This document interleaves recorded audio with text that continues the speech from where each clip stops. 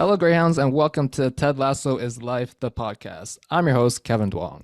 Today, we have a special guest. He's Ted Lasso's coordinating producer and Jason Sudeikis' assistant. Also, Hannah Waddingham has said that without him, there'd be no show. Adam Chip Hamilton. Hey guys, how are you doing? Thank you so much for joining us today, Chip. Yeah, good. Yeah, no, happy to be here. Happy to be here. So it's like you guys came on the radar like right around season one, and it just again time conflicts, and it wasn't able to sit down. But I'm glad I was able to carve out some time today. So thanks for having Yeah, long time in the making. Definitely looking forward to this. me. Sure. Speaking of long time in the making, we finally got a season 3 teaser last week, and it was perfect. The characters Yes. each creating their own belief sign. On the Wish Me Yes. Until We Die podcast, you said that when you went back for season 2, the very first thing you did was go into the locker room and touch that belief sign. So I'd love to hear your thoughts on the teaser, since the belief sign means so much to you. I mean, one, it's great, and I think just about everybody involved, with the show is happy that this announcement was in fact made, and in the fashion that it was made, because I think all of us have either family members or relatives or friends, or people or other, fans or people that support the show, just kind of being like, all right guys, when are when are we going to have this new season, we're starving for, when are we going to have it? And just constantly people were like, they're like, yeah, the show's great, but when are we getting to season three? It was always those kind of things. So I'm happy, I'm relieved, I'm overjoyed that we're able to give you a date of when our greyhounds and people that support the show can sit down and enjoy the next chapter, which we're super psyched and happy to share with everybody. So I was great. I was very, very elated. Now, like the actual piece itself was great. I mean, again, like I think that believe sign and what it represents and its involvement with the show is just so sacred, I think, to me. Just because all throughout, whether it be from our start, in season one, where we're kind of shopping the show around, and then it landed with Apple, which again at the time was a brand new network streaming platform. And and like anything in showbiz, it's no secret that just you not a whole lot of pilots finish even out the rest of their season, let alone get multiple different seasons and things like that. And so you know and even myself, just being a kid that was like, hey, you think you're ever going to be in this business, or let alone on a hit television show, or on a great movie, or get to work with people like Jason Sudeikis, and all that. And it's just like, well, we're all chasing dreams, and it seems like day by day that a lot of people that either tell you that you can't do it, or reasons why that you shouldn't pursue certain dreams that you have. And it's just kind of reminding everybody to do that exact thing, is to believe. And we're here a lot of because of folks like yourself and your listeners, and the people that support the show. And so to highlight that believe sign, I'm always in favor of it, because it just means and embodies so much of what the show is and what it stands for. So I love it, all thumbs up. Yeah. So for this question, if you're not allowed to say, we Sure. just cut it out. But Okay. for the teaser, was that actually taken from like in episode footage, or was just that shot specifically for the teaser? From I think from what I can tell, I believe that it was its own kind of promo. I believe it was just kind of its own thing. So I believe, I could be wrong, but to my knowledge, I think it was its own kind of separate, like, hey, here we are back. Yeah, yeah, In terms of the OG belief sign, do you know who yeah. actually created that? Like, is that Jason's handwriting at all, or just like Paul or one of his people that did it?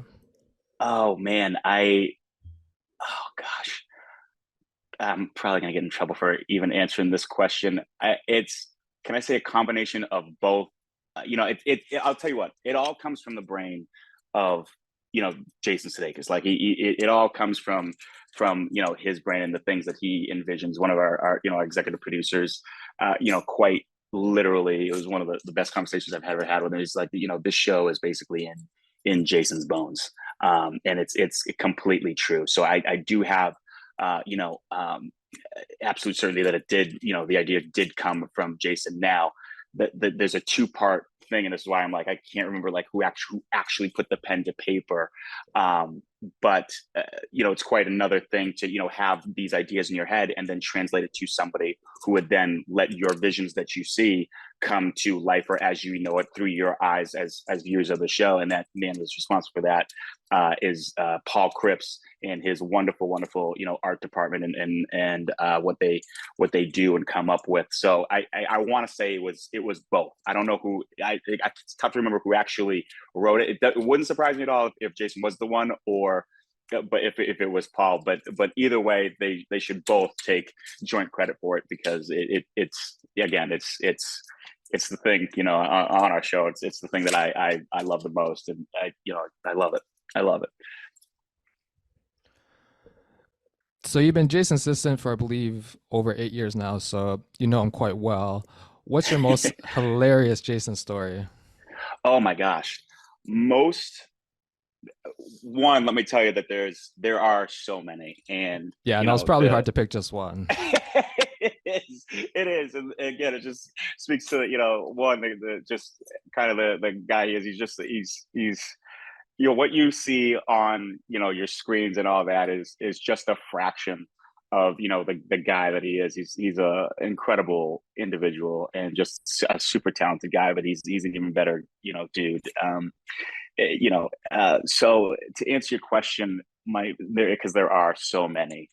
The funniest, though, I mean, I can take it even beyond topic, is when Ted Lasso was first about, it was, as you know, it was a commercial kind of promo piece for NBC Sports. Mm-hmm. And that was probably my first kind of exclusive project that I did, with Jason.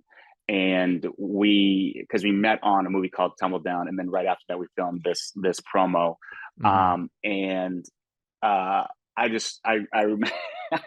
I remember, just being like, okay, just, kind of just jot down ideas, kind of help out, the people that are around there. And that was when I first met Joe Kelly. That was when I first met Brendan Hunt. And these guys are just shooting ideas like it's from a 6-shooter of ideas. And I am just literally, I can't even tell you how, like, I felt like I had just done 1,000 crunches. Like, I was laughing so hard. And like, not all of it even like made it into the promo. Like, some of the funniest stuff that's happened was like outside, of just like outtakes. But like, if they kept all of it, the promo would have been like 45 minutes long. It was all just brilliant. You can ask Rebecca Lowe. Like, she was just dying, like laughing. And then I think it was very specifically when he did the Arlo, where he was with Arlo Way, and he has the headset and he turns the headset down. He goes, "Oh, who am I?" He goes, LeVar Burton from Star Trek. I don't know this for sure, but I laughed so hard I thought I blew the take. I thought I blew the take. I was white knuckling like my mouth, because he was just going off and just like riffing and improvising so much. I literally had tears streaming down my face. It was just so funny, like the ad libs and the improvs but it's. You stick around Jason Sudeikis and Brendan Hunt and Joe Kelly enough, and you're gonna end up with that reaction. You know what I mean? Great. So when you guys wrote that for the commercial, it wasn't originally in the script, you're saying? It was just like something just thought on the spot. It's like, oh, what if I flip this around? I mean, a lot of it, yeah. Again, unconfirmed, but I would be very, very surprised if with a majority of these guys, like those great, sometimes comedic moments. And while we do have incredible writers, sometimes, again, you're talking about 3 guys that are, absolute stalwarts and just studs, from the improv world. So, these guys definitely know what they're doing, and they're just, just shooting from the hip. So, things like that, I think was improv and ad lib. And it was just, the effect, it was just incredible. And I remember, while I do, work very hard, I jokingly, called my mom at the end of, our first day. What I think he was either writing or actually shooting.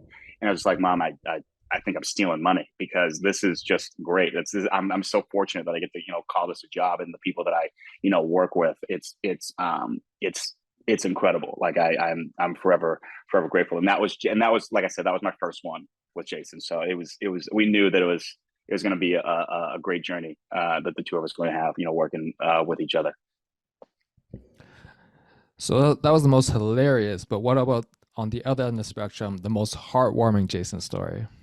There's probably a lot of those too, I know. There's a ton of them, and some of which I'll keep close to my heart for forever. One of the first things, there are just so many. He's one of the strongest people I've ever met in my entire life, and he's also one of the most intelligent. He's like, again, I keep saying that he's just a great dude. And I'm fortunate to have worked with him, and him had my back for a lot of just about almost everything I've ever needed. And I think one of the ones that sticks out and comes like to the top of my mind was almost, I think, actually just after I think we did promos for the TED promo for NBC Sports. A little while after that, we did a movie called Race that we filmed in, I was going to say we were in Toronto for that. We were in Montreal for that. We shot a little bit of it in Montreal, and then we went to Germany to film a lot of it. But basically it's a Jesse Owens kind of biopic where Jason plays his coach. Mm-hmm.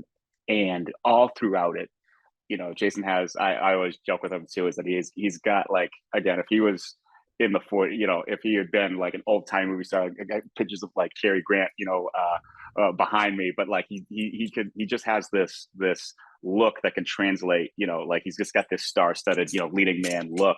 And to see him, get into like 40s clothes and a suit and a fedora, and I was like, oh man, he's just killing it, right? And I've seen an old school picture of him almost exactly like that, so it's true. Yeah, you know what I mean? Like just a classically handsome dude, right? So he, and all throughout it though, we're kind of referencing like our fathers and like our families and how our families were, and I don't think I'd met his family, at that time. And we're all throughout film, we're like, oh, my dad would love this. I was like, my dad would love this too. Like, and we're just like kind of pointing out very, very similarly, like mannerisms and how our fathers think, how our fathers then taught us, and kind of the influence that our fathers had, on us, as men, and as we're going through, and we get to filming, and then the premiere comes. And he, of course, very graciously, invited me to the premiere. The premiere. I stayed with him in his house, with his family, and then we met, his family. But then the greatest thing that I think he did is he then continued to fly my entire family out to New York, again from Boston, and put them up just so they could come to the premiere and have both of our families combined meet there and watch, the work that we did. And again, I apologize, I'm getting emotional even talking about it, but for me, that meant so much to me, because it's really hard for my family to travel, one, because they have a special needs sister. And it's so again, it just takes a lot of coordination and logistics to be able to do that, and for Jason to then make sure all of those logistics were in fact met and then some, really meant a lot to both me personally and my family. He's on the Hall of Fame. We got Mom's got his picture on the wall. It's again Martin Luther King, Obama, and Jason Sudeikis. I mean, Oprah Winfrey's on there too, I guess too. But he's just a phenomenal dude, and again, that's again just a maybe a small gesture to him, but it moved mountains for me and my family. And that, again, that's just one of the many, many, many stories that he's helped, me personally and, my family. So he's just a great dude, super humble, and just a great, great dude. Yeah, just even from as a fan point of view, seeing him how he interacts with the media, he just seems very genuine, and I'm glad to see Yeah. that really Yeah, is no, true. he's a guy you absolutely, which is I think the best part about how the show has been received, because not only just Jason, but like again, it's being jazzed for Brendan through season 2, which was again a very, very tough year for all of us to shoot for many different reasons, but one of them again mainly being COVID, that we're kind of shooting and going through the very kind of terrifying times of not knowing basically what this disease, how long-term effects were, testing and all that, all while we're trying to create art. And then on top of creating art, trying to stay positive, because that's the theme of the show. Mm-hmm. And it was, again, a very tall order. But again, I look at somebody like Brennan Hunt, whose firstborn child was born, during, that time and in season 2, and how jazzed, like all of us, when I say cast, crew, anybody that had it, it was just like, oh, we did it. And here's, your first, like these are all people that you want to root for. The accolades that, again, like Juno Temple, that, she's been, recognized for, again, nominated for Emmys, and Hannah, again, winning hers, and Brett. And again, it's all of, I would lay down in traffic for any single one of them, because they're all of that ilk. And it's incredible to have this many people. And I think that's why the show is so very, very special to me, is because from the top down, I only just know of a fraction of the struggles and sacrifices that these people have had to come to get to this point. So to see them all being recognized through the vein of the show is just absolutely, it's the stuff that the best victories are made out of. This is how I can describe it. It sends chills. It gets you jazzed. Again, I've always said is I always try to, again, celebrate, and there are sweet victories that I have my own self, but I love even more rooting for somebody else that I know deserves it, and is worthy of an honor such as the ones that our show has received. Yeah, like, to be honest, every year, the past couple of years, Emmy nights, yeah, I feel like the fans are almost as happy for you guys than like you guys themselves, right? I mean, that's so sweet of you to say, and I guess to comment on that is that I go, thank you, because I can, again, from the people that are in the nitty gritty, and it's hard. It's hard work. There's a lot of sacrifices. There's a lot of things that go into this. There's a lot of logistics, a ton of logistics, down to like the reasons why. And again, I have a very romantic view of, what I do, the city that, I'm in even our entire industry. But again, to have this collection of people, and not only in the cast, but are absolutely extremely hardworking, resilient, brave, absolute kick-ass crew that we have on working on our show is just incredible. It's incredible. And so I know the hard work and hours that they've then put in, and to have, people that are able to witness and have seen the show and able to support the show, to have them, again, as excited as we are to not only share it, but then also to celebrate in the ways that it's being acknowledged. We thank you, and keep it coming. We love the support. We need the support. It's hard enough, to now we're on to let's keep the train going. You know what I mean? Let's keep the train going. We again, it's not necessarily a bar that we judge ourselves by, but it's certainly nice to be acknowledged, and we know it means different things to different folks. And so, if it's all positive and in the vein of promoting the show, we're all about it. We welcome the support, and we'll keep supporting. So as soon as I heard Hannah go on Ellen, I knew exactly what I want to ask. So for those who haven't seen it, on Valentine's Day last year, Hannah Waddingham went on Ellen and told the story of how you two got, in her words, absolutely hammered in the makeup truck. She said, he's going to kill me for telling the story. So I have to know, what was your reaction to finding out about it? Yeah, no.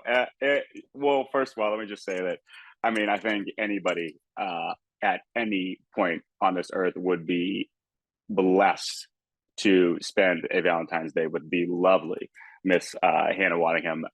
So basically, again, it was just we were both again. I was again away from LA, and again, we both didn't have either significant others or whatever. So we're like, you know what, let's celebrate Valentine's Day, basically with each other. And again, yes. There may have been some gin that was involved, and it might have been in copious amounts. May or may not have been, but it was all again in good fun, and we definitely had a Valentine's Day to remember and then also forget at the same time. One that you'll remember forever, but kind of hope you could forget. Yeah, not even hope. It was just like, I think that's just the effects of alcohol in the body. But yeah.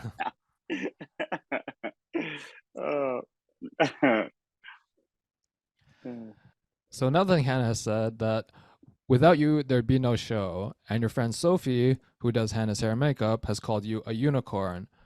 So could you tell the fans exactly like kind of what you do on the show, and maybe more importantly, how you do it that makes you such a valuable and loved part of the Lasso team? Well, that's, I mean, again, it's certainly nice to, again, those are such lovely words from both Hannah and Sophie, who's an absolute wizard in her own craft as well too. And just they're just, again, that's the kind of, it's words like that and the kind of camaraderie that I think all of our crew and all of our cast kind of have for each other, which is, again, it's not fake. It's not, it's not nothing like either manufactured or said politically with any sort of politically, correctness or anything. It's all just genuine from the heart. And I'm so grateful and thankful to have people like that, and to have those kind of words be said about me. It's very, very, very, very nice of them.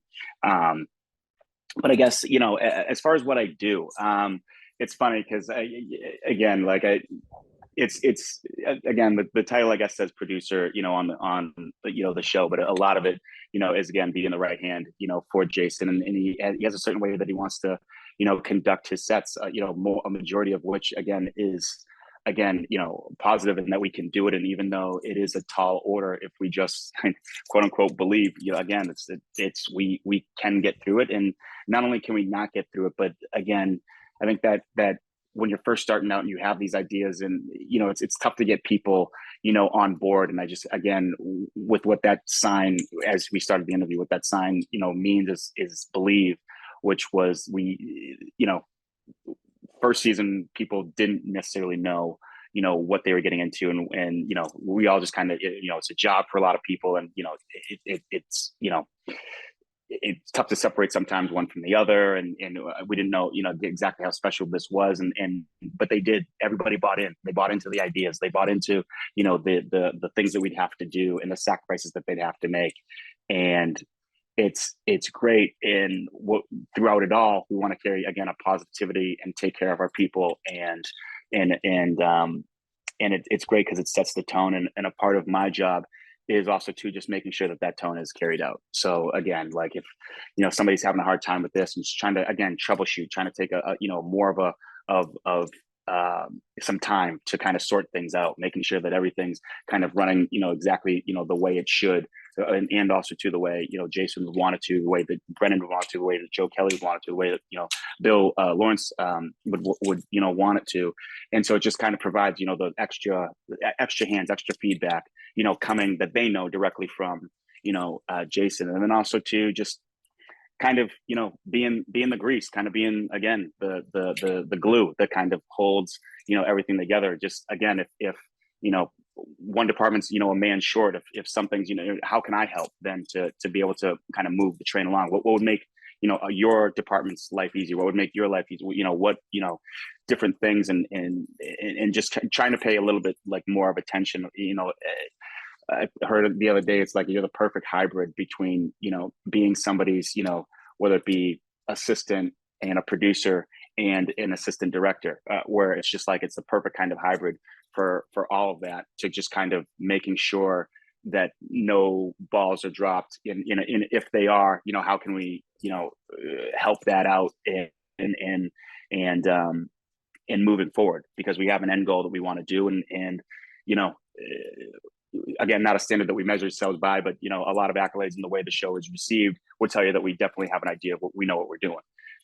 So and when that happens, and especially that's the things that I think when people also know that, they tend to stand a bit taller is what I say, and then they tend to have their chest out a little bit more, because they know what they're doing is as being called very, very, very, very good. Or I mean, more than I would, how the show is received, and people like it, and not only do they like it, but it also is positive affecting and brings some positive change within the world from the viewers that does, and for everybody to kind of be a part of that, I think is really humble, because they want to buy in. So again, what I try to do is I just try to motivate these people, everybody that's kind of involved, is to keep going.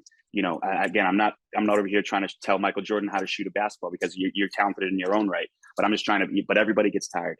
Everybody gets weary, and I'm just trying to basically trying to keep everybody up, keep everybody keep focusing on the task at hand, because what we have is so special, and it's harnessing each and every bit of everybody's brilliance. And I say everybody's brilliance. That's crew, that's cast, anybody's crew that's helped the show be what it is harnessing all that and driving that through a filter to be able to create one big giant ball of creative energy, to have Ted Lasso be the show that it is.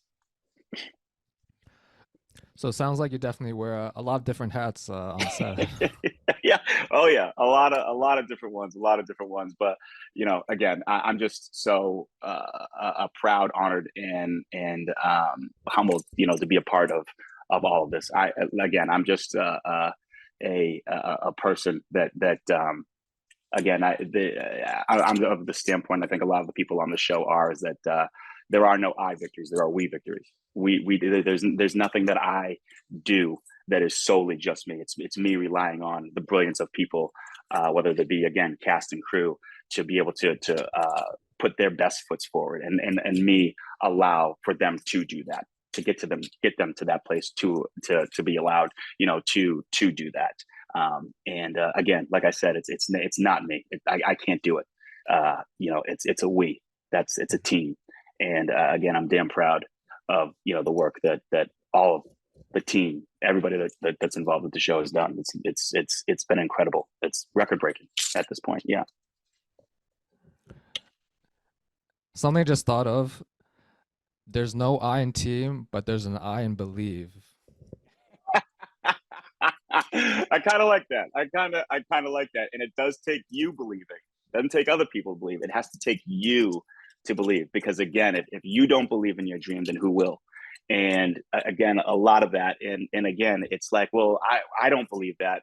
I know you do, but I don't. But again, everybody else doesn't. It's you. You got to be the change that you want to see in the world, because it starts with you. And then it's amazing, also too, with what one person's belief in something will do. Because again, a lot of that, which is, you can say sometimes that you can equate it to the show, is that people, again, through my own experience of people kind of hearing about the show because it was a new network.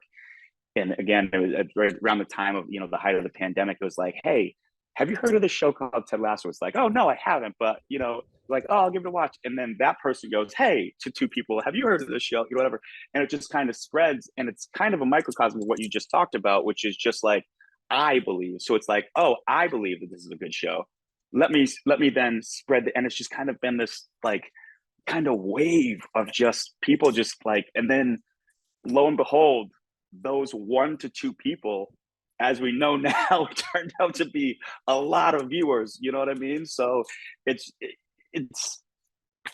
I kind of love how that has been a part of it, and how it's spread. It's great. It's one thing to be a nice guy and to be like, oh, I did this and now I'm on the the news and now you're on this. It's like, but it's the stuff where no one's paying attention to, that is the best stuff. Is you're a good person because no one else is. Be a good person because no one else is watching. Be a believer because no one else is watching. And it just so happens, if you have that, then you won't be alone. And then you'll have that wave that'll spread, and joint people will be like you. And yeah, I kind of like that. So everyone you work with on the show loves you, and so do the people who watch it. So in preparing for this, I asked some fans who had met you for their stories, and everyone was absolutely glowing. You've let a lot of fans know when Jason and the cast might be around so that they can meet them and like essentially have lifetime memories. And then specifically, there's this one fan who gave Hannah a letter, and then when you saw her again the next day, saw her again a few days later, you thanked her on Hannah's behalf. And I think she also said that day was like super hot, and then she really appreciated how you went out of your way to give her and her friends some water. Her exact words were, "He was just believe in person, a real life Ted." Well, that's very sweet. That's again, I'm humble. You know, uh, that's again, I'm getting emotional. Just again, it's because I'm a product of the people I've had. Again, the biggest break, I always say, the biggest break I've ever had, no matter what I do, no matter what accolades I've ever reached, ever, the biggest break I'll ever have in my life is having the parents that I do. And carrying on that is, I've also been truly blessed to have a lot of great teachers, whether that be academically and through, again, higher education, or whether that be people that have taught me how to, again, do my job, essentially, that have taught me different things to do my job. And I've had some great mentors: Chad Goyette, Isaac Mejia, Chris Ryan, again, just to name a slew of the many folks that have taught me everything again, Roger, again, in Boston, it's the product of things that have been handed down. And again, there's no playbook for what I do. As a matter of fact, it's a very niche thing for what I do. There's no playbook, and a lot of it is just learning and growing. And you know, and at the end of the day too, is one of the things that as I have a very romantic view, I'll remind you of, is I love the fact that it can be a crew of 4, it can be a crew of 20, it can be a crew of 50, it can be a crew of 100 plus people. But at the end of the day, every single film and television set, we're all working towards one goal, which is to create the best art that we can in front of a piece of glass that's attached to a camera, and we can pray and hope that it affects the viewers and supporters of whatever that art is. And so when you think of it like that, that's the kind of responsibility I feel like I have to carry out with not only representing the show, but also to the people that support the show as well too. So it's very, very important to me. I'm a strong believer that people will perform, and people will perform their best, and that human beings are inherently designed to help each other. If you can, you will help your neighbor. And I just try to carry that in with my work, and then try to be the positive change, and try to be the force that people would not only, again, I don't believe in standing behind as far as being a leader, but will stand with me side by side to create the best art that we can, to create something and that is positive, that will positively affect its viewers. And like I said, and for that many people to buy into that, and I mean, again, cast, crew, supporters, viewers, that's the wave. That's the Ted Lasso wave that I think is what I personally am incredibly honored and humbled to be a part of. And so to hear them kind of have that, it's something I take very, very seriously. And I just know that, I think, based upon what they said, I would like to believe that I'm headed in the right direction. So, do you remember the first time that you got recognized on set? I mean, for me, there are levels to being recognized. You know what I mean? There are levels to, like, one of the first things I always tell people, whether they be training, young bucks that are coming up and certain things like that, is that, you won't necessarily get a thank you in this business. And if you're looking for a thank you, you will probably be let down. What you will get in your thank you is, hey, can you work tomorrow? That's your thank you. Because what that means is that everybody else, that means you add to a piece of what, again, that driving force to making things, to be a part of this team that is making, a great show. So for me, the first, being recognized on set, I remember the first time I seen, my name on a call sheet, which is, again, it is just, a plethora of information. You see these little letters, but it had my name. It had my name on it. And, it's great. It's great because you have different variant things. And again, before I got in the business, I was a fan of it. I still am. I watch television shows. I watch cartoons. I watch, and my 7-year-old self would be like, oh, I hope I get to do that one day. I view my life in those segments, which is, again, my 7-year-old self, the person who I am now, and my 80-year-old self. And both my 7-year-old self would be like, man, I wish we can get to do that one day. My 80-year-old self would be like, man, didn't we have some great times doing this? And then my person that I am now is just like, yeah, this is going to be, we're all high-fiving each other because we're all, we're on our path to do what we want to do. And it's an incredible feeling. For sure. So some more set shenanigans. One thing that really warmed my heart was last Halloween. I think it might have been one of close to being one of the final days of production, but I think a lot of the production folks dressed up as Ted, with the mustache and sweater and the khakis. And then there were even a couple of people who dressed up as you. Yes. So can tell us about what that day was like. There were. They're right around Halloween. Just because a lot of the sets that I have worked on, whether it be Ted or otherwise, I tend to be a pretty you just know I'm pretty much around. I tend to gravitate towards this department. I tend to be a well-known type of person, just the way I am, in the way I kind of conduct my business around set. So naturally that kind of leads to whether it be a light ribbing or and I guess with invitation is the highest form of flattery, which I am. I'm super humbled that they thought of that to do. It's happened on quite a few different occasions, but it's even it's almost sweet with a show like Ted. And then, like I said, for those, I think majority of it was the camera crew when they came. It was so beautiful. I got out of the van that day, and it was just great. But what was great is that everybody else was in on the joke, and then the final two people, which was both me and Jason, went up to set, and I just started dying laughing, and as did he. He was like, "Oh my gosh!" Because the other thing is, when we were that day, we were in Richmond, and Richmond's been just a great town that has really kind of welcomed us, to be in and around and highlight, their town and their city. But one thing is that people are always kind of oh, when they're around, they're like, oh, that's that's the Chronic, that's where they film Ted Lasso, or I should say the Prince's Head is the name of the real bar. That's where they, and oh, there, and then there's Hannah's house, or whatever. And so the people are kind of always kind of looking around.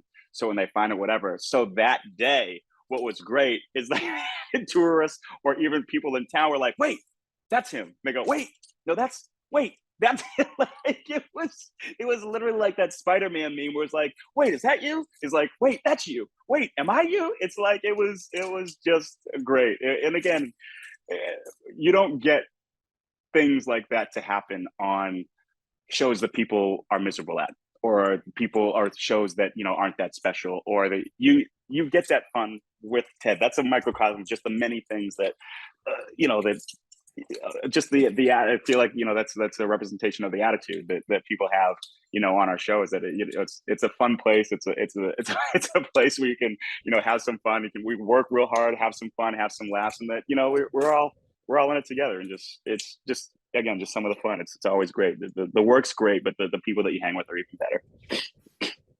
Sounds like there were a lot of confused people in Richmond that day. It was great. It was great because a lot of times I'm like, it's also a part of my job to just kind of keep eye of where everybody is, just kind of different departments and in how efficiently everything can run when where kind of everybody is. And one of those, of course, being Jason. And again, fan interaction is always again a part of it, and even kind of a welcome part of it. So long as it doesn't slow down our day, because we also do have a schedule to keep up as well too. But we always usually try to find time for a few fans, just because we are so thankful of the supporters and viewers and people that do support the show. So it was very, very funny, because it was one of even my head was, I was like, wow, that got me, because I was like, from the back, I go, that could have been you.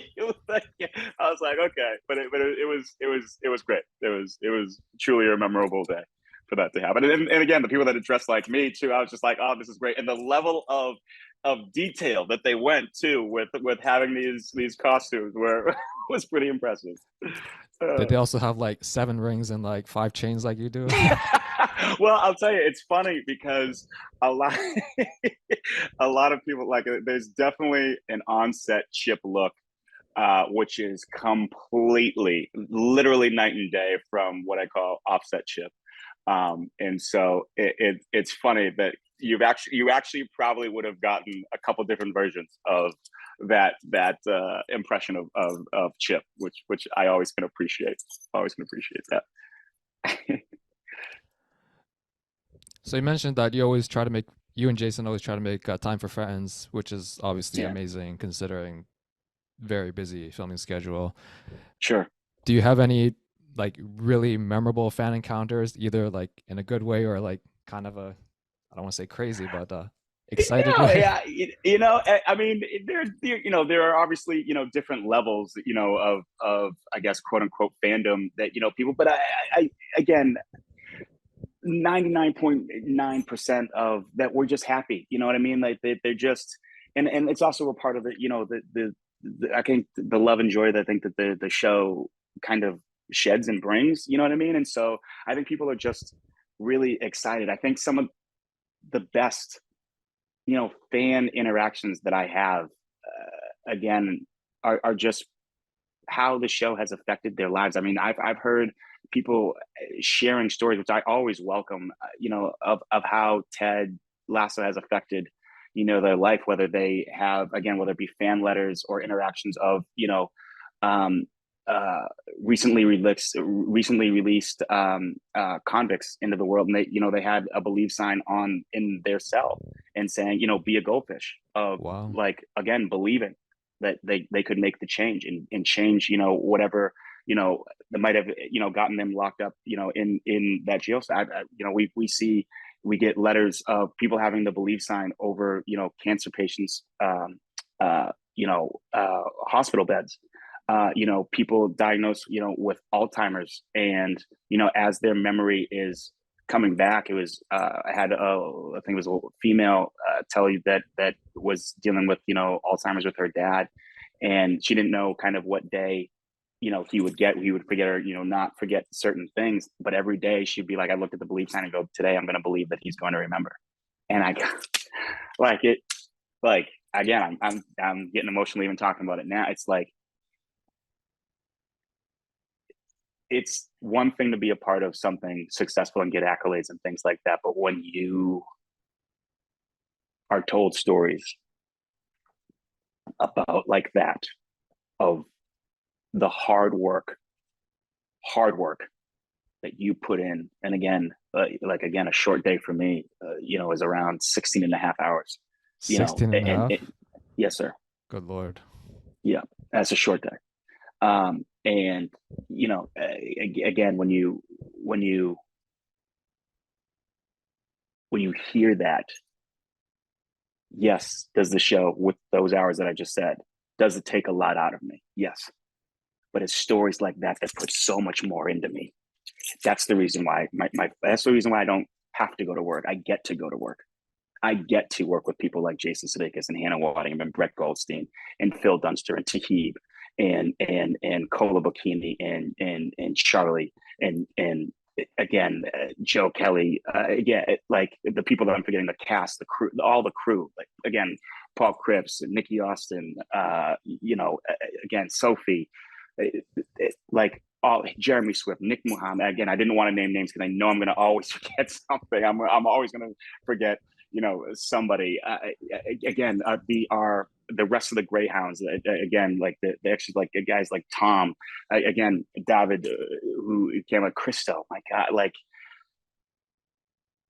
it's seeing those guys and realize that also too those guys make time for fans and the supporters of the show because they realize the work that they've done, the work that they've put in jointly to make the show, that driving force that drives this show to really be something special, that they see how it affects other people for the positive and the change that it sees and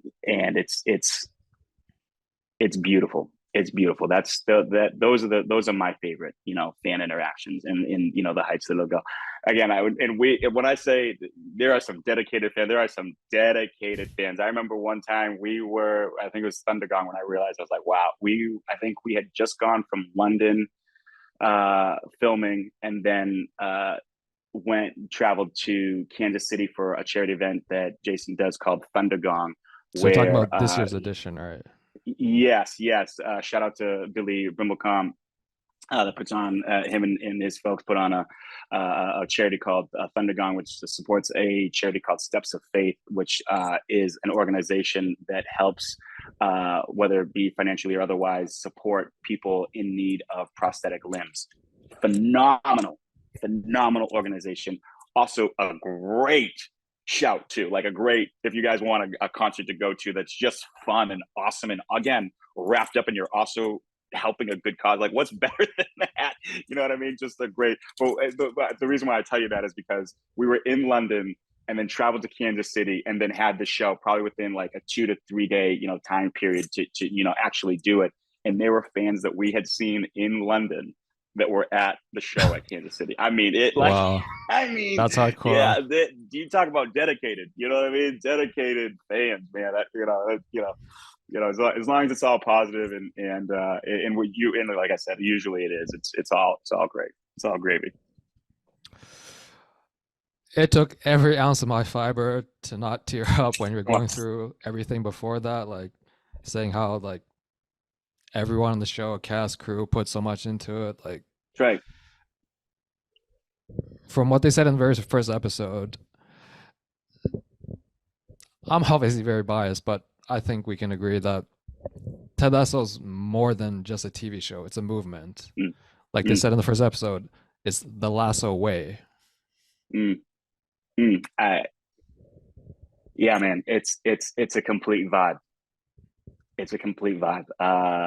Again, it's funny because I don't know a heck of a lot of shows, and again, I certainly am biased because I work on this, but it's the thing that I'm, one of the projects that I'm again, probably the project that I'm the most connected with and that I'm, again, the most proud of that I've done and I've been privileged to do in my time. And it's because not only is the show just funny as hell, it's funny, but in the same breath can hit you square in the heartstrings and can really affect people again on a higher level to be better people and maybe have a little bit of patience and maybe step inside of somebody else's shoes and have look out for your neighbor a little bit more, be more understanding, maybe be, again, to quote the show, maybe be a little bit more curious and maybe a little bit less judgmental. It means something. It means something. It definitely means something to me. So I can't imagine what it means to, again, other people. And again, a lot of the reprieve, whether it be, that or otherwise, a lot of people watch it, get to watch movies and television for a distraction or therapy or for many of the other reasons why. And I just, would like to think that, Ted Lasso is a show that you can, escape for, however many minutes, that particular episode is. and then will affect you so that you can do something that'll make the world a better place. That's just, again, that's my dream. Whether they do that or not is completely up to them and their own, bias, and whether they, what they take away from the show is whatever person, whatever respectively they want to take personally from that is their own business. But, I'd like to think that it kind of does that. So, yeah. So just a quick note for me from you saying how like the show can hit you like funny and then like hit you in the feels. Like, yeah, I remember watching the funeral episode, and then when Ted finally explains to Sharon like what happened with his dad, I'm like full on crying. And then when Jason utters that line, are you still gonna charge me for this? And then Dr. Sharon's like, of course. Like, I was like, you motherfuckers, I'm crying. Why you keep making me laughing right now? I know, I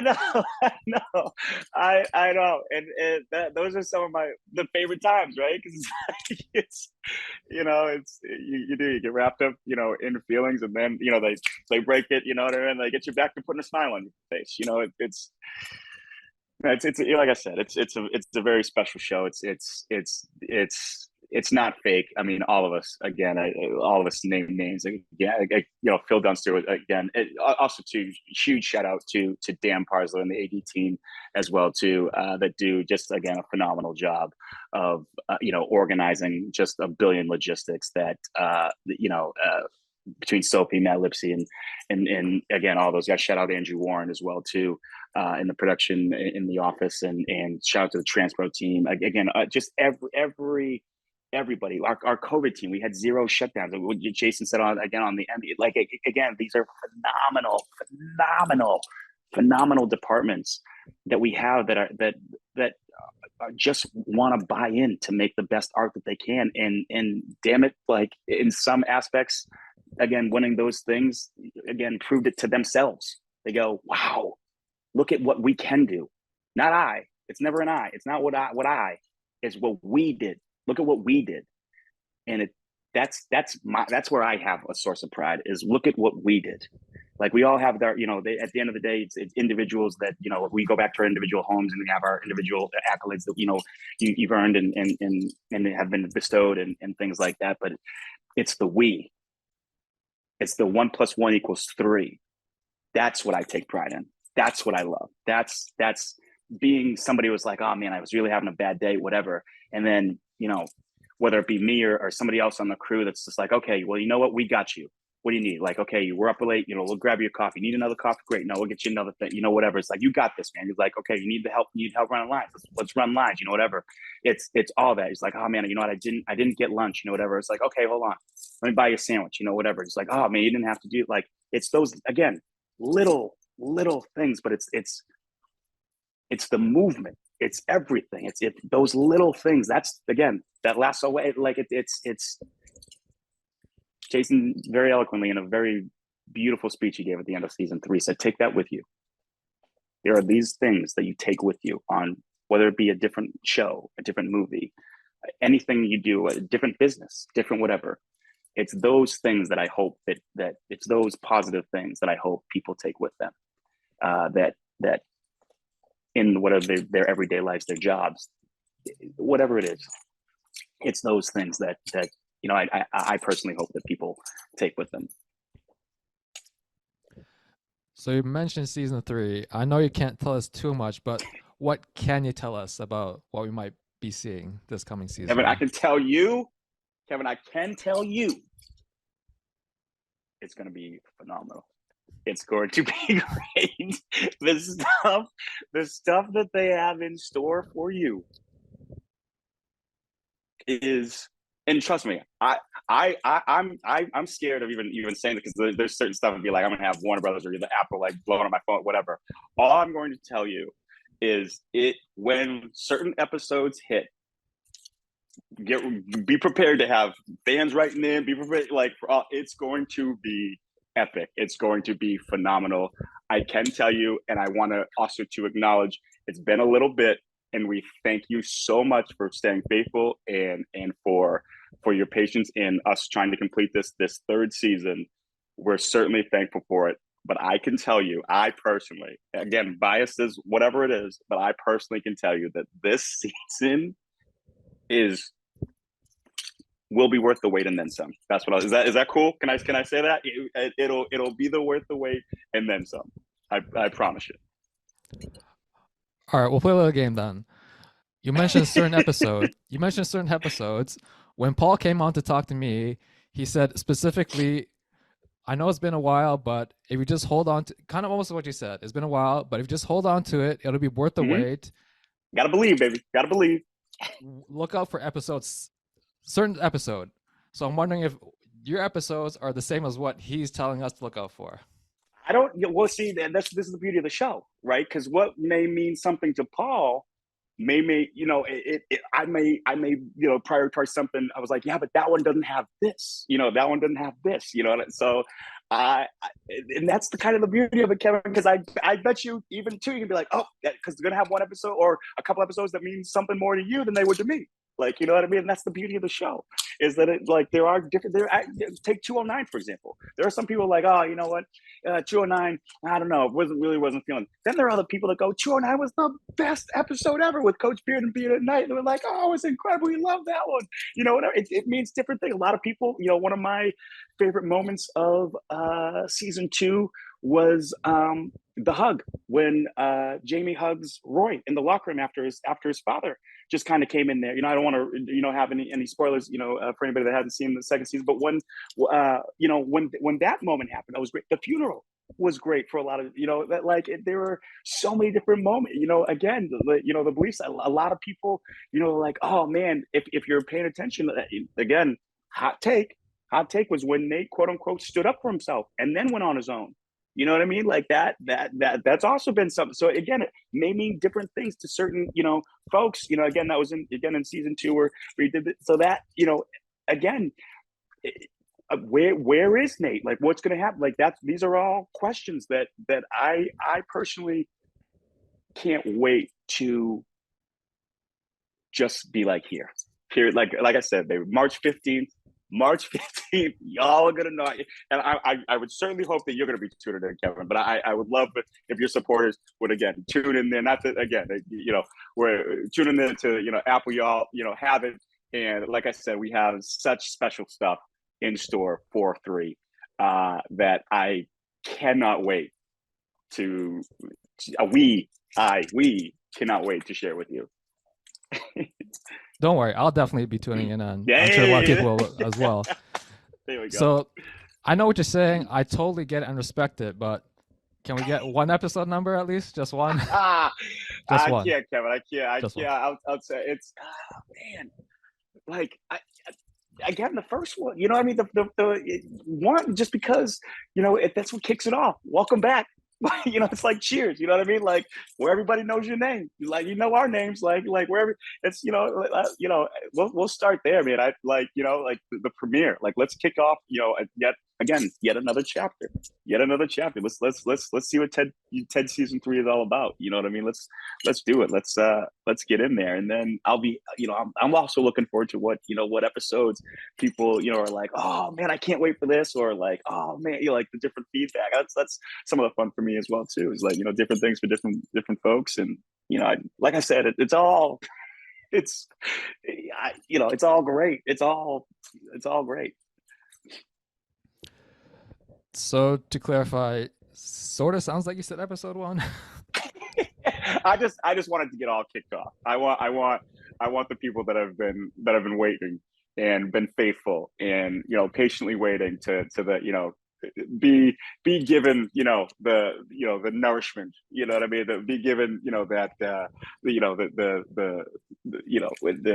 thing that they've been waiting for, which again is the beginning of season 3. And so that's I'll stick with that. I'll say that I'll stick with that.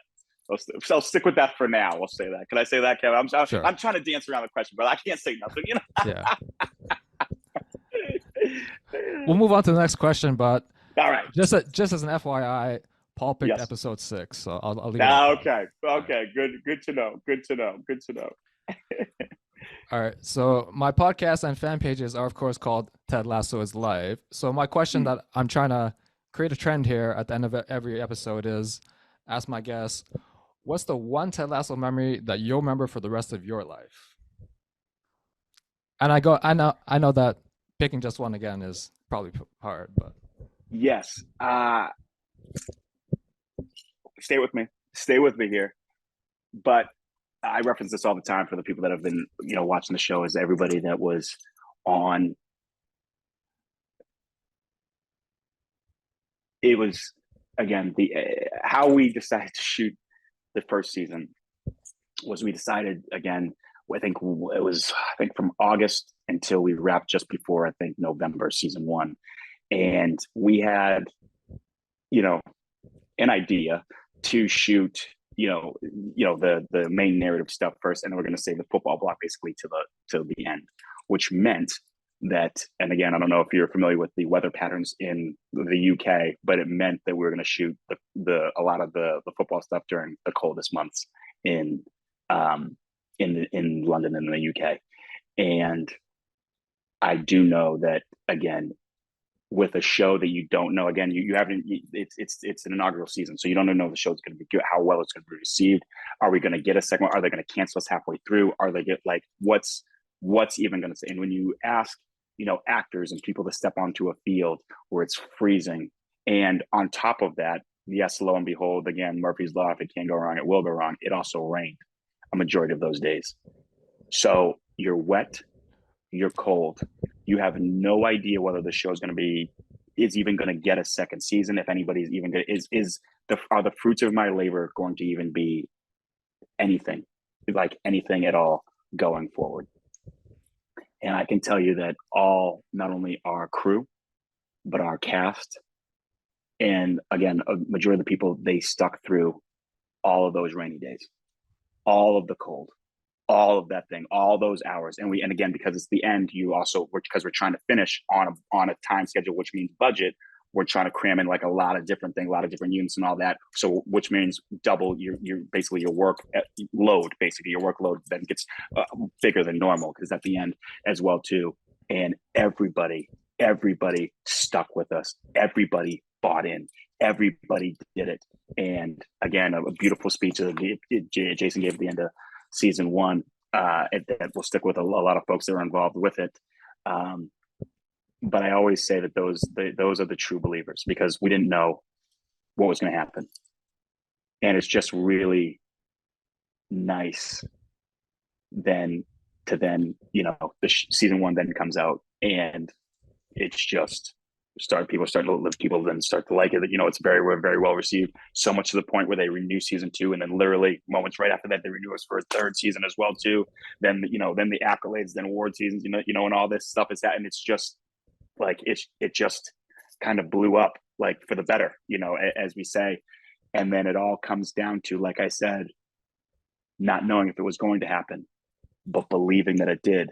And the one piece that said we could the entire time as it stood there was that sign, which is why I think I was the first place I wanted to get to when I touched down season 2, as I wanted to go straight into that locker room, and I wanted to touch that sign, because again, I'm getting emotional talking about it, because we all did. We believed. And when you do that, absolute magic can happen, which is what I associate with the show as well too. So that is my favorite Ted Lasso memory, is looking these people that have been with us for, whether it be a day, whether it be the entire 3 seasons, whether it be every episode of every season or every frame that we've ever shot, is thank you, because they're each a part of that belief sign, and they're part of what makes that sign what it is. And I can't be prouder, happier, honored to be a part of that, and to have my name associated with that. It's all you ask for. Again, I've also been playing soccer. There's 3 things that people will tell you about me personally, is that I love soccer. I've been playing since I was 3 years old. I absolutely love my family and friends, and I love television and movies. So you're going to combine all of that, and then not only make it probably the most successful thing that you've ever done, but also to also have it positively affect people the way it does. It's just Is this real Boom. life? Exactly. Exactly. It's a dream. It's a dream. And that's why, again, I tell people all the time, it's never too late with whatever you're doing. Is go after those dreams. Go after them. Go after them. Go after them. Just keep going and do what you got to do. It's never too late. Go after your dreams because they do come true. They can. They will. And again, there's no life force. I tell people all the time, there's no life force on the planet that can stand in the way of consistency, resiliency, and love in your heart. There's nothing. There's nothing. So that's just me.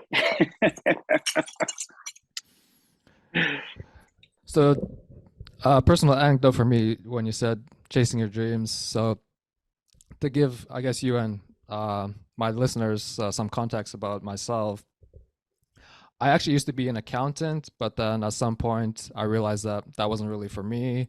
So then I tried to switch careers into copywriting, but then did that right before the pandemic hit. So then, like, a lot of the jobs that I wanted to apply to got like postponed or canceled altogether, and just seemed like this probably wasn't going to happen. And then, of course, made me feel not so great either. But then, luckily, in my group chat, a couple of guys mentioned, "Oh, have you seen this show called Ted Lasso?" And I took that pretty seriously because in this group chat, there's like my high school friends, and I think most of us met through our love of basketball. So we don't talk about TV that much. So when not just one, but two guys mentioned a TV show, I was like, oh, it must be pretty serious then. So then I started watching it and I loved it. I loved it so much that I was like, oh, I have like so many different like memes and jokes and things I can talk about the show. So then I created my fan page. And then as I kept building that, it gave me the confidence and belief that, hey, maybe I'm still creative. Like I should give this career change a second go. And eventually is able to make it into a marketing agency as a copywriter where we work with like some of the biggest brands in Canada. So yeah, that's kind of how I chased my dream via Ted Lasso. That's man, that's incredible. I love that I love that you yourself respectively had gone and done that, and it's all the more sweet that we sounds like we were a part of that journey for you. So I thank you for sharing that, because again, it's another story that again will not only continue, I hope to for you to continue to go forward, but there's also somebody that's listening to this podcast right now that's thinking about doing the exact same thing, and just you continuing to do this, the pursuit of your own dreams, automatically will motivate others to do the same thing too. And I just one, hats off and congratulations for the success that you had, Kevin, in this podcast. Because again, I've heard again from multiple different people that you do a great job here, and your listeners, thank you so much for supporting Kevin, and also to the show Ted Lasso as well too. But that's awesome, man. I love that. I love that. I hope you keep going, and I hope you also inspire others to do the same thing. That's incredible, man. That's great. I love hearing that. Thank you for sharing that. Thank you for your kind words. Really appreciate it. No problem. No problem. So during the World Cup, there was a commercial that you did with Jason from McDonald's. Can you tell us how that kind of came together? Yeah. It again in 16 hours a day. You're kind of again always on call. It's just different things. And again, Ted's just again a portion of whether it be Jason's life, and so he's got kind of other things that he's involved in, and one of them being that McDonald commercial for the World Cup. And he's like, yeah, why don't you roll over there, whatever. And I had gotten word basically through I think one of Jason's managers, one of his people, that they might be looking possibly for another actor, and if you have a headshot, whatever you want, just go ahead and send it in. And then I was there on set, and it turns out that the director of that commercial was actually the director that I had worked with previously, Darius Motter. That's right. That was directing that commercial. We had worked together previously, again, on Sound of Metal, that I've also, again, like I said, had worked on. And again, Sound of Metal, that people don't know, that was also, I believe, nominated or had some sort of award, I think Oscar nominated awards. I think it was on the, I don't know off the top of my head, but it had something to do. But again, he definitely has done work and is very, very well respected. But what was crazy, and this is I truly enjoy this too, is when I always think that, Jason, has, a relationship, with the directors that he works for and it works with as well. But he didn't know that we knew each other. So that was kind of cool. She's like, wait, how do you guys know each other? And then, and I think that also helped, because it was like, hey, you know what? We think we want to shoot some stuff with Chip, if that's, and I was like, yeah, that's totally, again, I'm an actor myself. And it actually ended up, fortunately, being the footage that they ended up using. So it was great. And again, it's really cool. Jason knows that, I act and have acted and I've, been in movies, with him before. But it was really cool to, get this commercial. And he knows also, how much I love soccer, and to have it, be a World Cup commercial it was really, really cool. And again, just another dream that we're chasing down. And I'm happy to be able to say I did. And again, to do it alongside with a guy that's had my back for the last, going to be 9 years is just, like I said, it's just all the more sweet. So did Jason like kind of put in a word that he wanted you as the other actor, or just kind of like miraculously came together? I don't know. I don't think so, because I think, Jason's really big on, I don't think that he necessarily, but I think he's big on, earning it yourself. Like, he's like, I may get you into the room, like you're clearly here and working, whatever, but it's like it's your, reputation, or how you conduct yourself on set, and your relationships that you have with the people that are here, and how, you can get people to, get on your side here, that, you earned it. Like, that's something that you were at. He's like, if I said otherwise, like, it would cheapen it. He's like, you earned that. Like, they picked you. So it's really nice to, to know that, because it's great. It's you just learn, and again, one of the many things that you learn from having a guy like, you're working with a guy like Jason, is that it's those kind of things that, even if he were to say that, it would cheapen it, because I would know that, oh, I just got it off of something like nepotism. But it's like, no, dude, you earned this. Like, that you got it. Like, this is what, that you've done it. So that's kind of nice. Speaking of family relations, when CBS interviewed your family, the one thing your mom said that she wanted was to have you in front of the camera more. So I just want to say that you are a natural actor, because you gave some top tier side eye to Jason in that commercial. Yeah, no, that was, like I said, man, 9 years. There's some stuff,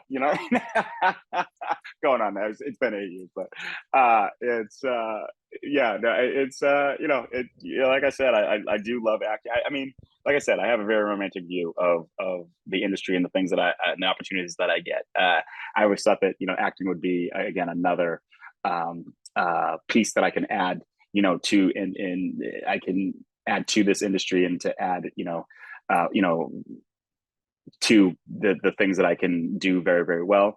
And it just so happens that, one of those things I always say, having, a lot of spaghetti in your pocket. A lot of spaghetti meaning that you reach in your pocket, you throw some spaghetti on the wall, some of it sticks, some of it falls. But what the thing is that if you have a lot of it, the more spaghetti you have, the more it sticks to the wall, right? So again, whether it be acting, whether it be producing, whether it be, the assistant to, a lot of other, different well-respected people in and around town, that, I'm lucky that my favorite place on earth is set.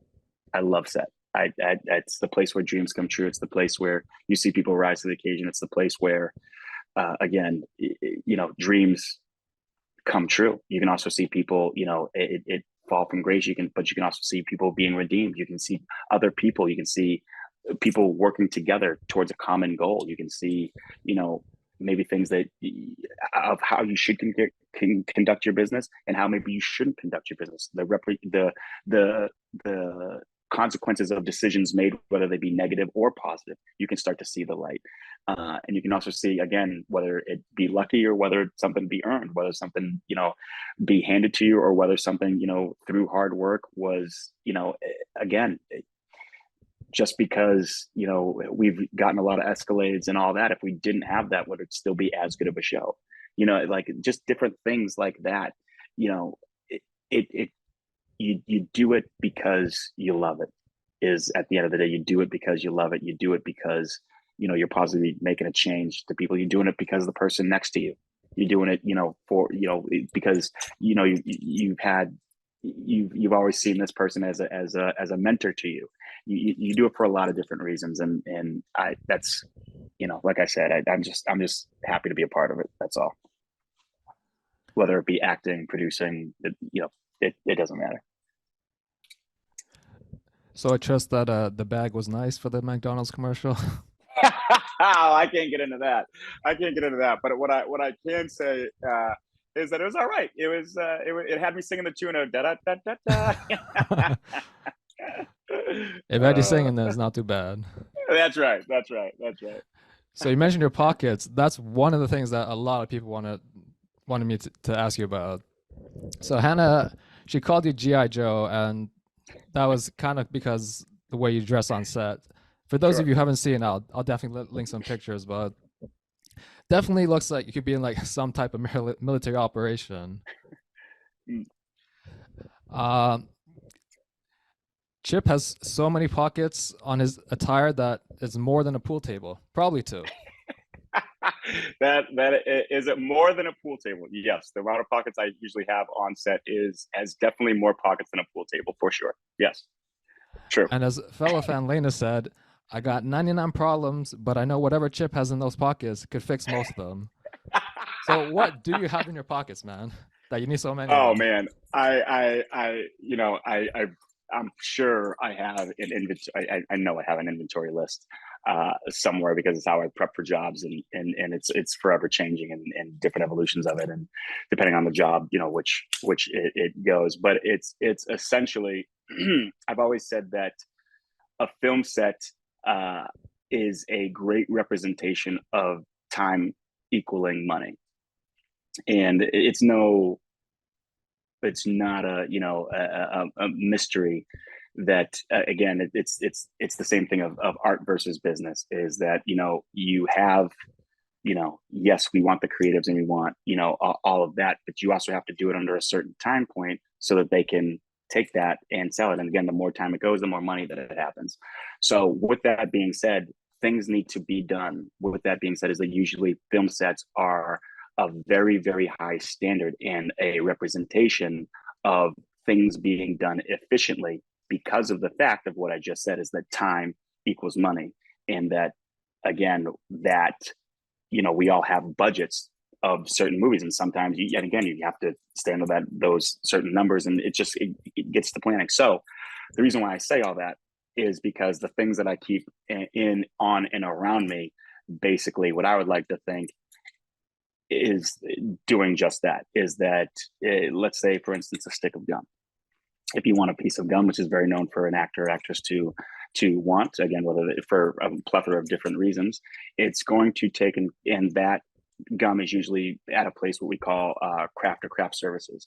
Now, if they want something like that, basically it's going to, you could be Usain Bolt, but it's going to take you at least 30 seconds to retain the information that they need a piece of gum, for you to then walk over there, grab a piece of gum, to then bring it back over, pick out the flavor over whatever they want, again, dietary restrictions, whatever it is, sugarless, no sugar, whatever it is, bring it back to them, and then have them digest, and eat it, or do whatever. Now, again, if that's 30 seconds there, 30 seconds back, and she wants 2 pieces of gum, that's 2 minutes. Now I can get done a take now, Kevin, in that 2 minutes, which means that if you can save that 2 minutes, you've just done the director and the producers a service, because that is one more take the director gets to have throughout the day. So if you consider all of them like that, it's you pretty much learn. And again, I've been doing this a pretty long time. I'd probably consider it but you would tend to again be what I like to say is hyper observant of different behaviors and wants and desires of the people around. And again, it's not just for the actors; it's for the crew as well too. Where it's just like, oh man, you know what? Or again, I remember one instance where a picture needed to be sent as a reference, and the where we were didn't have Wi-Fi, and yet I did. I just flipped on my Wi-Fi and whatever, and again, that saved again a trip down to the office, which would have taken at least a half an hour back. Again, the download, making sure that there are the right pictures. That you just again saved the production on one of the. Again, these are just examples of the things that have happened in the past and that I've been ready for or being able to anticipate.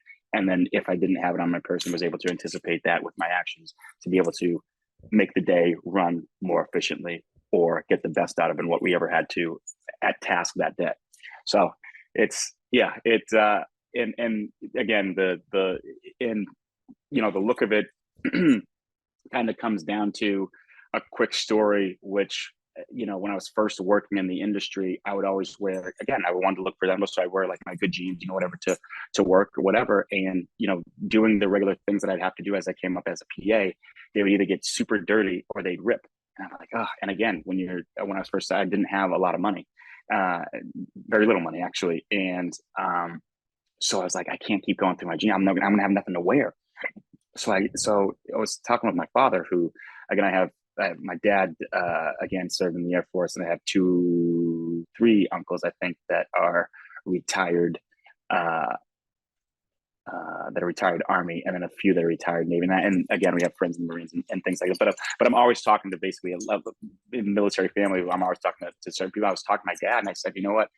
I was like, I just wish I had a cheaper, durable pant. He goes, why don't you go down to Army Navy? I was like, oh, the Army Navy store. I was like, brilliant. So I put on the pants, and again, they have the cargo pockets and different more pockets. The only problem with that though was that I would have them with all my stuff, but I would have it on me, but I didn't know where it was. So it was the organization part of it, whatever.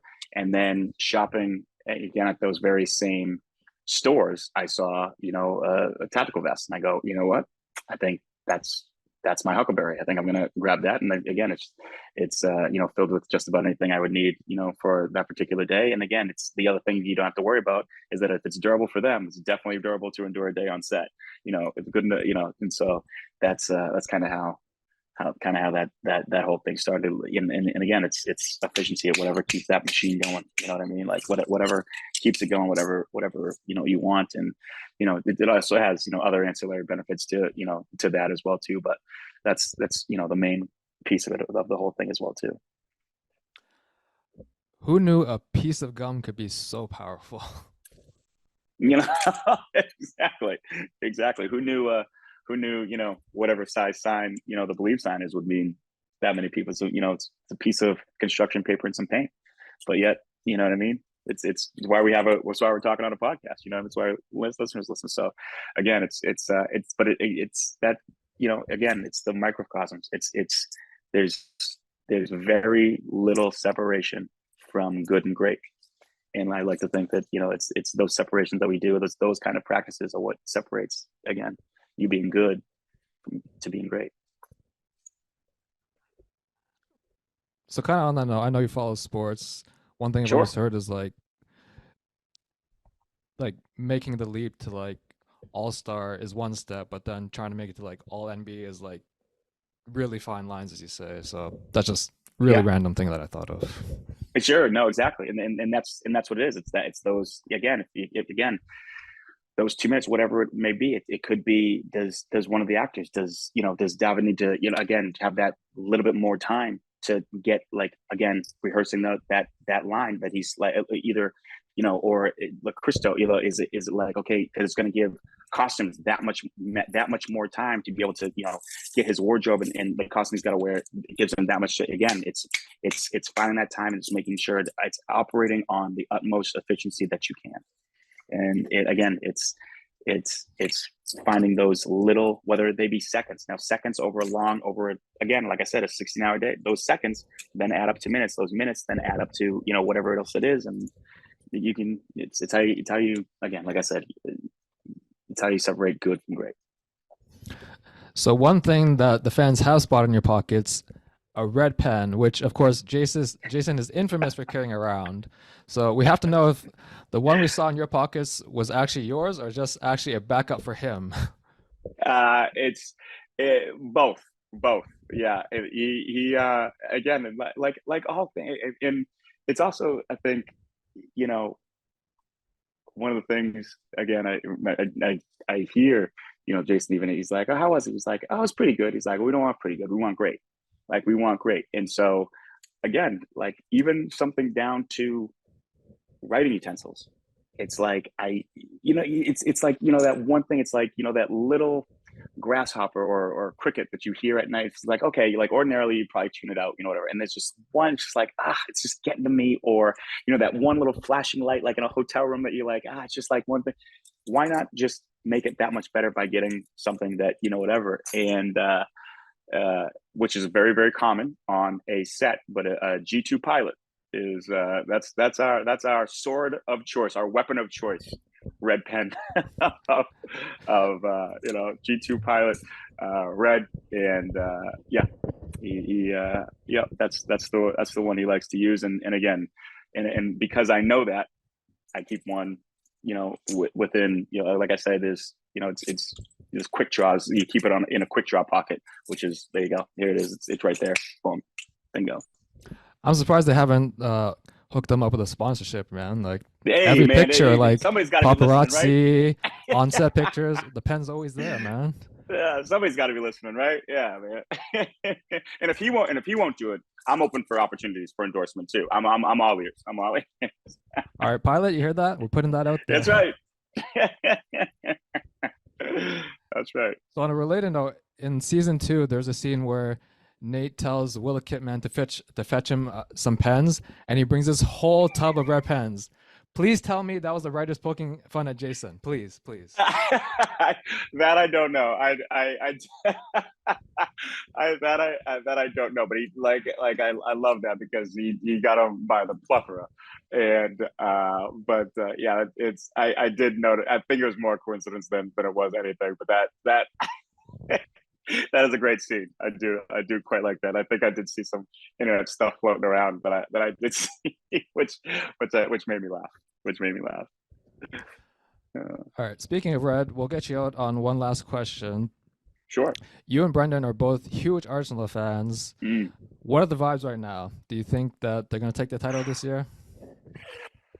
I mean, as any self-respecting, I think, Arsenal fan kind of has, which is just kind of like what I would say, cautiously optimistic, which is like, yeah, we're believing, you know what I mean? Which just like, oh, don't hurt us, you know, whatever. But again, you know, you can call you know, you know, whether it be Offset or anything like that. And I think even before that, I had the fortunate pleasure of watching All or Nothing with Mikel Arteta. And, you know, the documentary series, and, you know, which was just a great kind of look kind of at how his mind works. And I know, you know, Jason is definitely, again, a fan of not only his, but of course, you know, the coaching tree of Pep Guardiola's as well, too. And so that was really, you know, kind of cool. And just kind of, it's always, Arsenal's kind of always been kind of like a mainstay of Ted. They've also, anytime we've had any interaction with them, be fans and going to see games or matches rather, or otherwise, they've always been just really, really great to us. And so I guess, you know, to answer your question, yeah, man, let's believe, man. Yes, let's go Arsenal. You know what I mean? I think, you know, we're back on top now. I think as of today, I think we're 2 points top of the league. We are top of the league because I think City tied and dropped a little bit of some points there. So yeah, I'm believing. I'm believing. Let's go Gunners. Here we go. I actually was also a Gunner back in the day, but as Jason said, I think in the second Ted Lasso commercial, those early kickoffs are death, man. Like waking up at 7 a.m. I couldn't do that no more. I hear you. No, it's true. It's true. But you know, you can also, you can be a fan from afar. I'm sure Arsenal would be happy to have you back. I'm sure they'd be happy to have you back. But yeah, no, it's and again, I got to say too, Brennan is dedicated. He is super dedicated to, again, like he's a bigger fan than I am. And like I said, I prided myself, again, as an American, soccer fan, football fan from here, has prided myself for the longest time of being a neutral. And I'll tell you a quick story because I guess a lot of people um, would like to hear this. And it's a great story about Brendan Hunt, which again, I've been playing soccer since I was 2 years old. And once we got word that we were actually going to do a show, and not only we're going to do the show, but we're going to film it in England, it's like that to me was like incredible. I couldn't believe it. Now I'm combining like my three favorite things: the soccer, film, television, and my friends that I consider family. And it was great. And he had known that I'd never been there before, and he had been many times. And we go I can't remember if it was like the first day or the second day or one of the first days we were there. We finally were there. Thierry Henry is my favorite player ever, and we go into the stadium, see Arsenal again. I don't know if you've ever been, but there's just legends upon legends, statues, and just like pictures of like the different legends that I grew up watching. And it's just like the feels, whatever. And I believe it was also a North London derby. I believe that it was Tottenham, I believe, was there, and we went, and I think they ended up tying. But as we're walking back, and it was just a great day, I believe that we ended up meeting up with Will Ferrell, that was there. We ended up having a drink or so with him. And then as we're heading back, I think we're walking back to the car. Brendan has a bag beside him. And again, I had prided myself on being neutral, so I didn't really have a team. I was just kind of going, I want to see all the teams. I just wanted to appreciate the sport, whatever. And he pulls this jersey, this kit out of the bag, and he goes, Chip, most people end up picking their club that they're going to support, but in very few special instances, your club picks you. And then he hands me an Arsenal jersey on before he even shot a frame. And I'm recounting literally what flashed in my eyes is me as a little kid learning how to kick a soccer ball football, to then being a kid playing soccer my entire life, to then again, like all of that, to then that would then develop, after playing competitively, my love, and was always been there, but has now kind of grown stronger, my love for film and television, and having it be now a profession, which has then led me to the day right there, which led me to that instance of him then giving me that jersey. That's something that you just sends, still to this day, telling that story sends shivers down my spine. And I've never looked back at Arsenal all the way. Like the instances that brought me to that point in time, I go, this is fate. It's fate. Like let's go Gunners. Like that's it. That's it. It also, I think, was one of the most well supported, I think, clubs throughout the crew as well. I could be wrong, and I know I'm going to catch flack for that as well too. But we did have a lot of Arsenal supporters on our crew as well too, which was great. Well, if you saw Tahib's story yesterday, he definitely threw some shade at Arsenal. You know what? Fine. We don't need him anyway. We don't need him. He's great. He's a very staunch Manchester United supporter. So there's always going to be a little bit of good fun rubbing, back and forth. And trust me, we let each other in good fun here back and forth through each other too. It's wonderful. It's great. It's what keeps us going. I can't imagine how intense the trash talk gets in the group chats. Oh, it's brutal. It is brutal. Let me tell you, it is brutal, but it's all in good fun. It's all in good fun. Well, speaking of good fun, this was really enjoyable conversation, Chip. Really appreciate the time you took to talk with me, and I just wish you all the best for season 3. We're very excited to watch it. So just thanks again. Really appreciate it. Not a problem at all. Okay, happy to. This was great, man. This was a great podcast. Thanks for welcoming me on. Thanks for everybody that's listening now, and continue to support this podcast because it's great. And Kevin's obviously you're a good dude, and I can't wait for, again, I get excited for this time too, because like you always see, I was like, I've seen some of it, whatever, but I just get just as excited because it's the swell, you know what I mean? It's like it's kind of one of those things where you can watch a movie alone on the couch, whatever. But if you watch it in a theater and you hear other people laughing, you hear other people enjoying it, just makes it that much more sweeter. So I trust me, I have March 15th circled in with, again, fireworks coming out of it for a day that I have to remember, coming forward to. So I'm just as excited just about as everybody else too. So I'm really looking forward to it. But thank you so much for having me on as well too. Thank you. All right. Thanks a lot, Chip. Really appreciate it. Take care. All right, now take care.